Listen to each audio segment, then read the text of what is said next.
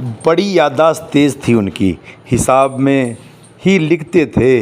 अंतिम कार्य दिवस के एक दिन पहले क्या मन में आया कि दशकों पुरानी बातें, जिसमें उनके अपनों द्वारा दी गई पीड़ाएं, न्यायपालिका के कुछ संदेश और इन सब के साथ जीवन जीने के सिद्ध कौशल का मंत्र भी।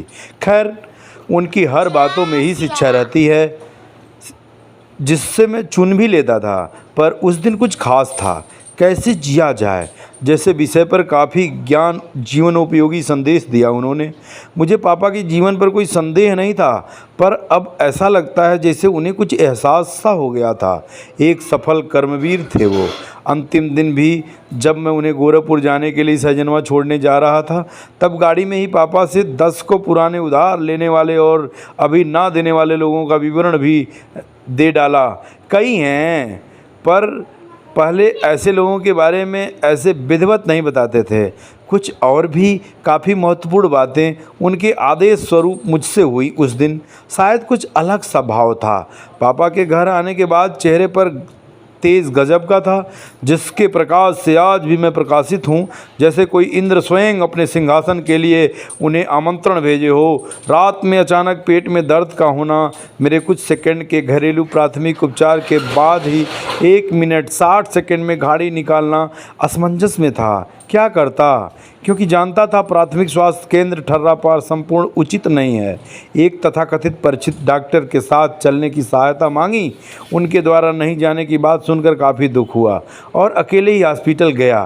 पापा ठीक से बात कर रहे थे, लेकिन कोई बड़ी परेशानी न जानने पर मैं कनिष्ठ चिकित्सक के कहने पर बातचीत करते पापा को अपने हाथ से थामकर अपनी कार में बैठाया। उफ, अब मुझे कुछ अचानक अनाथ होने का भय का संकेत लग रहा था, लेकिन पापा के बात करने के कारण भरोसा नहीं था अपने भय पर। लेकिन दहशत में तो था मैं। मेरे हाथ में मेरे पापा पूरे शायद मैं बहुत छोटा रहा हूँगा तो मुझसे ऐसे ही पकड़े रहे होंगे। आज अंतिम बार मेरे बाहों में थे। मुझे मेरा भय सत्य लग गया और हमेशा सकारात्मक सोचने वाला मैं आज सकारात्मक ही था। 2 मिनट में मंटू भैया अपने पत्नी को लेकर मैं 5:30 मिनट में सहजनवा पहुंचा। वहां मेरे पिता प्रदत्त अभिभावक प्रमुख जी प्रधान जी उपस्थित थे और पुनः वहां चिकित्सक द्वारा मेरे भय को स्पष्ट कर दिया गया।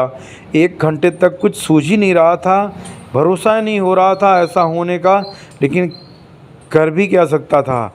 अब याद आ रही थी बचपन से उनकी सारी बातें, सारे प्रेरणादायी खत, उनकी जीवनोपयोगी बातें।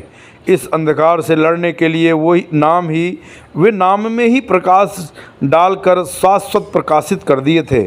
मैंने जितनी भी पढ़ाई किया, हिंदी, अंग्रेजी, संस्कृत, तीनों भाषाओं विषयों को एक दूसरे से जोड़ने की कला का इनके जैसा विद्वान अपने पढ़ाई काल में नहीं पाया।